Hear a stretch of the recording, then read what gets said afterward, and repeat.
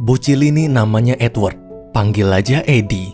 Eddie pengen banget jadi atlet Olimpiade Inggris. Saking pengennya, dia sampai nyoba semua cabang olahraga yang cocok buat dia. Meski kakinya masih sakit patah tulang gara-gara latihan sebelumnya, tapi dia nggak mau nyerah.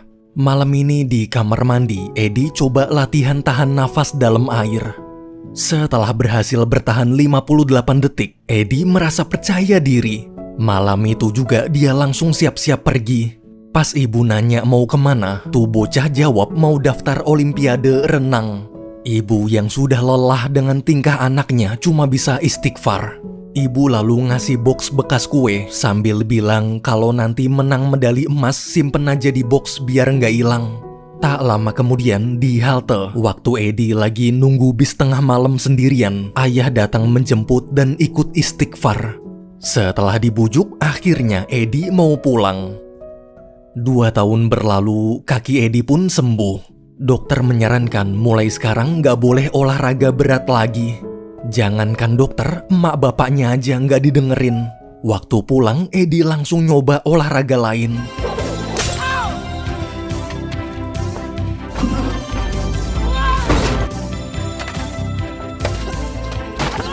Suatu siang saat latihan lempar lembing, Eddie nggak sengaja mecahin jendela rumah. Ayah kesal lalu ngajak ke tempat kerjanya. Ayah adalah kuli bangunan. Jika melihatnya kerja, ayah berharap anaknya mau jadi kuli juga. Atau minimal cita-citanya normal dikit. Eddie malah lebih tertarik sama arena ski di samping tempat kerja ayah. Matanya bersinar. Dengan bangga, tuh bocah berkata, sekarang dia sudah menemukan olahraga apa yang cocok untuknya, yaitu ski.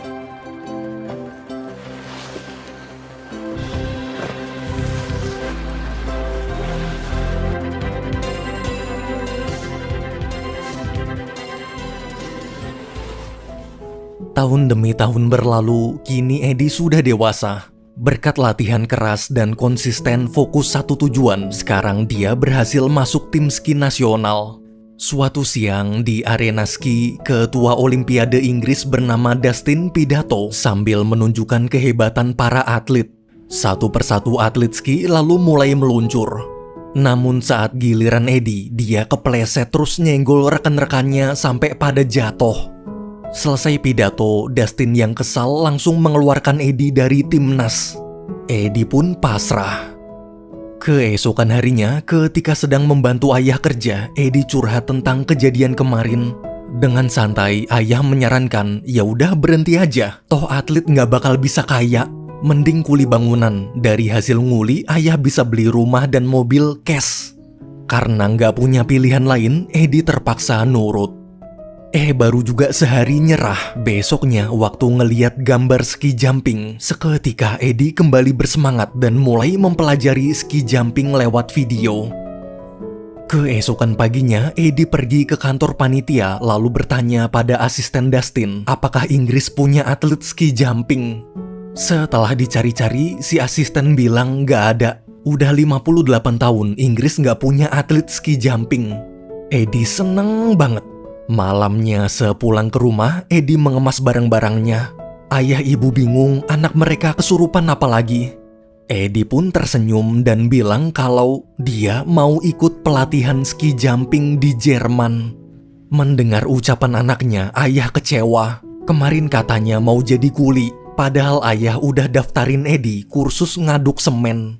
Seperti biasa, Eddie keras kepala dan tetap pergi. Sesampainya di Jerman, di kamp pelatihan, dia melihat atlet ski jumping terhebat di dunia dari negara Finlandia.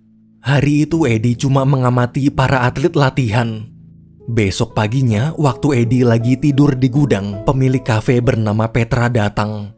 Eddie pun minta maaf, dia nggak punya uang buat nyewa hotel, jadi dia numpang tidur di sini. Petra yang kasihan mengizinkan tidur di gudang selama masa pelatihan, tapi syaratnya harus bantu beresin kafe. Eddie sangat berterima kasih. Siangnya di latihan pertamanya, Eddie coba lompat dari ketinggian 14 meter.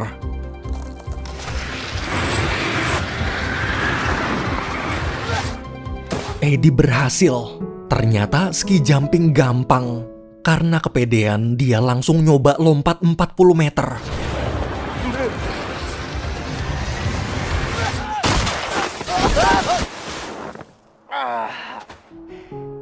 Eddie gagal dan cedera. Besok pagi setelah sembuh, dia latihan lagi. Dia tetap maksain 40 meter dan gagal lagi. Melihat Eddie terus-terusan gagal, petugas pembersih salju bernama Peli ngasih tahu kalau tadi Eddie mendaratnya ragu-ragu, makanya jatuh. Mendengar saran itu, Eddie malah menganggap Peli sok tahu. Di kafe saat cerita ke Petra, Petra menunjukkan foto Peli sambil bilang kalau Peli itu mantan atlet ski jumping terbaik di dunia tahun 1968. Sayangnya karirnya hancur gara-gara kecanduan alkohol. Eddie pun kaget. Malamnya di kafe, Eddie melihat Peli lagi minum-minum. Tanpa basa-basi, Eddie menghampiri lalu minta Peli jadi pelatihnya. "Tolong latih aku, Suhu. Dia ingin ikut Olimpiade tahun depan dan butuh pelatih hebat." Dengan senang hati, Peli nolak. Di tengah obrolan dari belakang, tim ski Norwegia meledek. Seorang pemabuk mana bisa melatih. Peli yang kesal ngajak berantem. Tapi karena mabuk parah, dia dihajar pelatih Norwegia sampai pingsan. Ketika sadar, Peli ngajak Eddie ke tempat latihan tim Norwegia untuk balas dendam.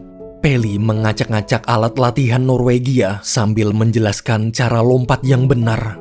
Setelah puas mengacak-acak, di luar Peli mau nunjukin cara lompat dari ketinggian 90 meter.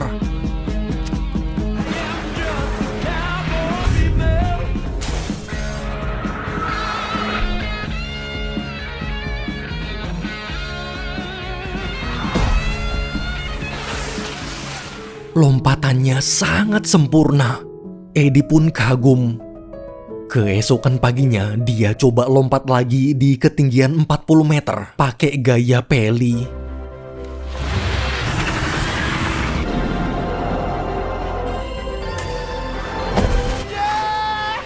Berhasil! Dengan gembira, dia buru-buru ke rumah Peli lalu mengajaknya ikut keluar sekarang juga. Eddie mau lompat di ketinggian 70 meter. Tapi di arena ski saat sedang siap-siap, tiba-tiba Eddie ragu. Dia lalu minta tolong orang di belakang buat bantu dorong.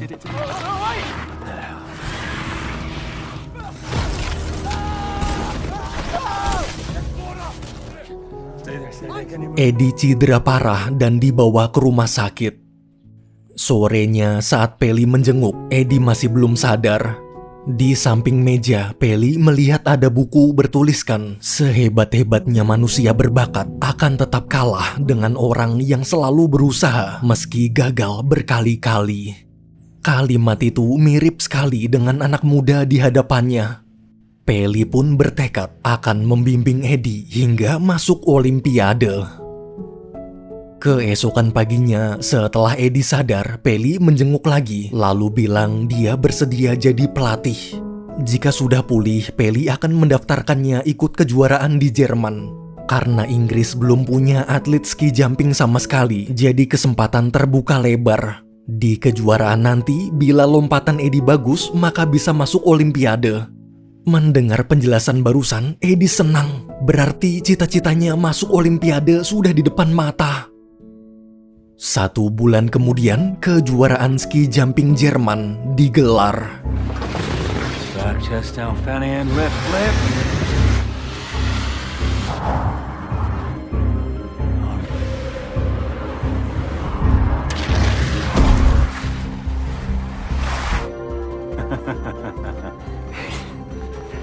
Eddie berhasil lompat sejauh 34 meter.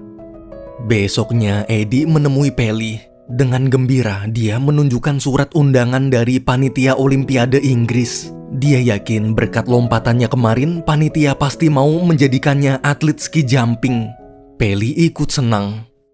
Keesokan harinya, sepulang ke Inggris, di kantor panitia, Eddie berterima kasih padahal Dustin belum ngomong apa-apa. Dustin malah bilang dia nyuruh Eddie datang cuma buat ngasih tahu kalau berdasarkan hasil rapat, para petinggi sepakat memutuskan bahwa jarak lompatan minimal agar bisa masuk Olimpiade adalah 61 meter. Sebelum pergi, Dustin bilang jangan mimpi. Atlet amatir seperti Eddie tak mungkin sanggup. Meski sakit hati, tapi tekad Eddie tak padam. Dengan tegas, Eddie berkata dia pasti bisa masuk Olimpiade. Karena ini adalah jalan ninjaku. Di rumah, Eddie menelpon Peli lalu memintanya menemani sekaligus jadi pelatihnya lagi. Kali ini dia akan coba ikut kejuaraan Eropa. Peli setuju asalkan Eddie yang bayar semua biaya transportasinya. Siangnya Eddie memberitahu ayah. Namun sang ayah melarang dan sudah tak mau membiayai keinginan anaknya lagi. Besok pagi ketika ayah masuk kamar Eddie, tuh bocah hilang. Dari luar terdengar suara mobil. Pas dilihat di jendela, ternyata itu Eddie. Eddie bilang dia pinjem mobil ayah sebentar aja buat pergi ke Eropa. Nggak lama kok, cuma sebulan doang. Waktu ayah marah-marah, Eddie langsung kabur. Ibu pun ketawa. Sebenarnya ibulah yang ngizinin Eddie pakai mobil dan ibu juga ngasih uang pakai uangnya ayah. Mendengar itu, ayah istighfar.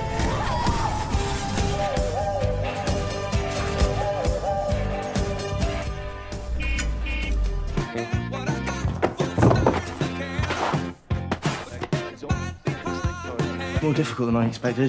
Good.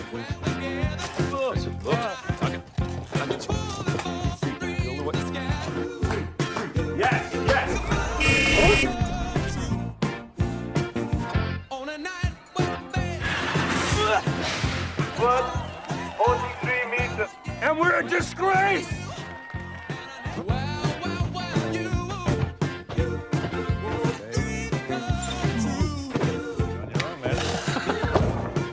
Whoa!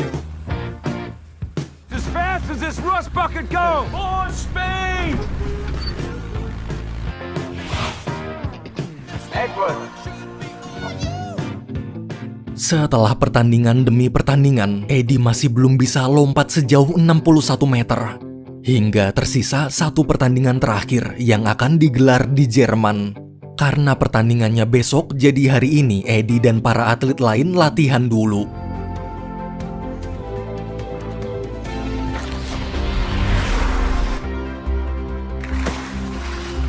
Eddie berhasil lompat sejauh 61 meter. Melihat papan skor, Eddie begitu senang. Dia yakin di hari pertandingan besok, dia akan bisa lompat lebih jauh lagi. Keesokan harinya, pertandingan pun dimulai. Edwards, Great Britain.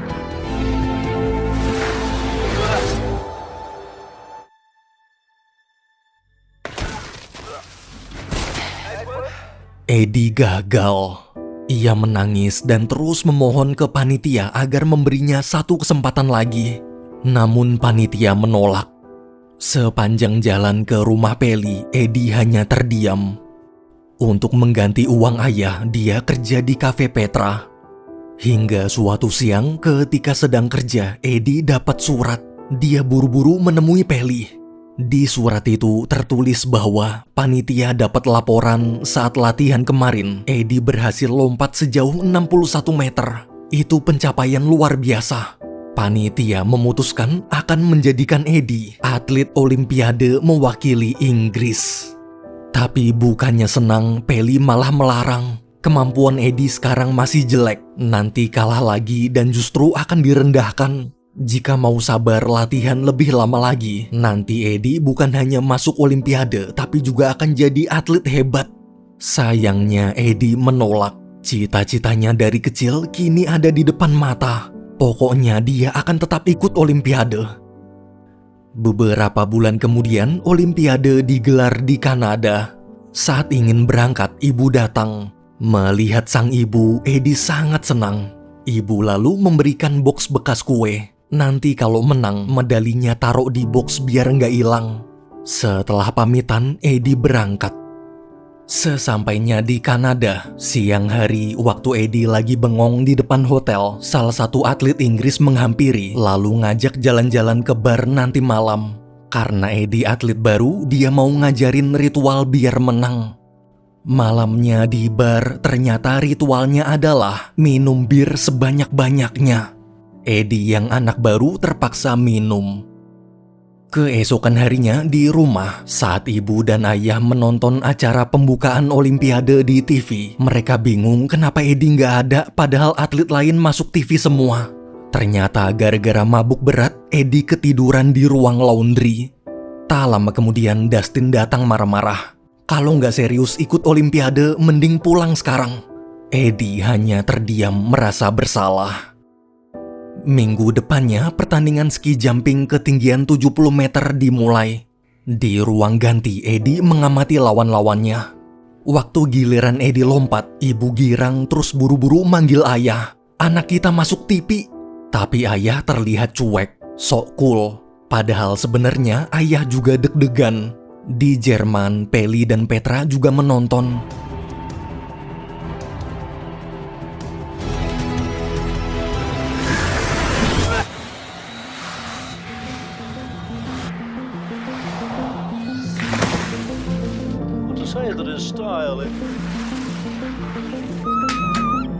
Eddie berhasil lompat sejauh 60,5 meter. Meski di urutan terakhir, tapi karena Inggris nggak punya atlet ski jumping lain, jadi otomatis dia mencetak rekor lompatan terjauh se-Inggris. Saking senengnya, Eddie lompat-lompat kegirangan kayak burung. Melihat tingkah itu, semua penonton terhibur. Mereka lalu teriak memanggilnya dengan sebutan Eddie the Eagle atau Eddie si Elang. Besok pagi, waktu sarapan, utusan pemerintah menghampiri dan memberitahu gara-gara kehebohan kemarin banyak wartawan ingin mewawancarai Eddie. Tak lama kemudian di ruang wawancara, Dustin bingung kenapa wartawan malah mewawancarai Eddie padahal Inggris punya banyak atlet hebat. Si utusan menjawab dia juga nggak tahu, dia cuma nurutin kemauan wartawan. Setelah wawancara, satu persatu wartawan ngajak Eddie ngobrol buat jadi bahan berita. Sejak dapat julukan Eddie the Eagle, kisah perjuangannya yang berkali-kali gagal jatuh bangun demi bisa masuk Olimpiade viral dan menginspirasi banyak orang. Malamnya Eddie ngabarin Peli lewat telepon. Bukannya ikut senang, Peli malah bilang jangan terlena. Eddie cuma dijadikan pemanis acara doang. Semakin ramai, semakin banyak yang nonton Olimpiade. Otomatis bisnis semakin lancar. Toh di Olimpiade ini, Eddie juga cuma ikut satu pertandingan doang, yaitu 70 meter. Itu juga peringkat terakhir. 3 hari ke depan ada pertandingan 90 meter dan Eddie nggak ikut. 3 hari ke depan orang-orang pasti akan melupakan Eddie. Mendengar ucapan Peli, Eddie hanya terdiam. Keesokan harinya, Eddie minta wawancara ulang. Di depan wartawan, dia minta maaf. Dia sadar orang-orang hanya tertarik dengan tingkahnya, bukan prestasinya. Tujuannya ikut Olimpiade adalah untuk membanggakan nama Inggris. Jadi Eddie memutuskan akan ikut pertandingan 90 meter. Peli yang nonton dari Jerman kaget. Kenapa nekat padahal nggak pernah latihan 90 meter. Besok siangnya Peli menyusul ke Kanada. Melihat Peli jauh-jauh datang, Eddie senang. Peli bilang sebenarnya tadinya dia kesini untuk melarang biar nggak nekat lompat dari ketinggian 90 meter. Tapi kalau dipikir-pikir ucapannya nggak bakal didengerin. Batu aja kalau dilempar ke kepala Eddie, batunya yang pecah saking keras kepalanya. Jadi sekarang Peli memutuskan kesini sebagai pelatih untuk mendukung Eddie. Mendengar itu, Eddie terharu. Keesokan harinya pertandingan 90 meter dimulai. Di ruang ganti untuk menyemangati Eddie si Elang, Peli memberikan helm bertuliskan Eagle. Saat menunggu giliran, komentator yang ternyata mantan pelatih Peli dulu terus mengomentari Peli. Kabar kedatangan Peli sudah tersebar. Sebagai mantan pelatih, awalnya komentator memuji, tapi lama-kelamaan dia mengungkit bagaimana hancurnya karir Peli akibat mabuk-mabukan. Komentator bahkan menyebutnya atlet gagal. Dia yakin murid yang Peli latih juga akan gagal. Tak lama kemudian, giliran Eddie pun tiba.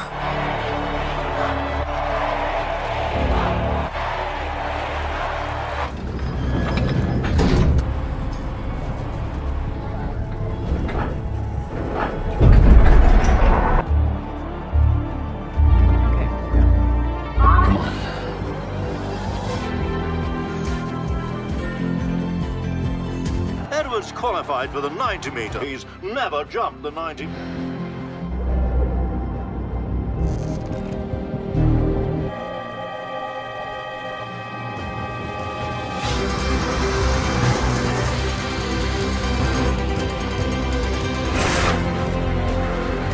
Up and out, up and out.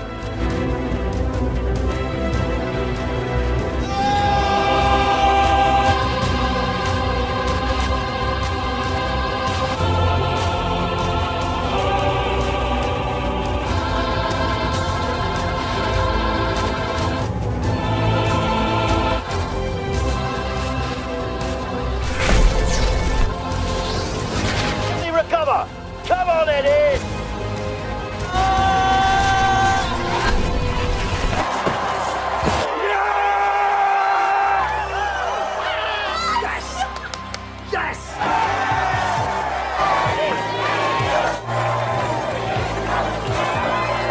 Eddie berhasil lompat sejauh 71,5 meter.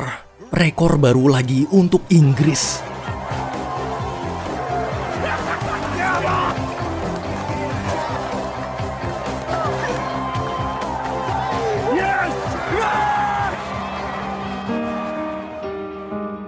Di ruang ganti, mantan pelatih Peli datang minta maaf karena sebelumnya sempat meremehkan.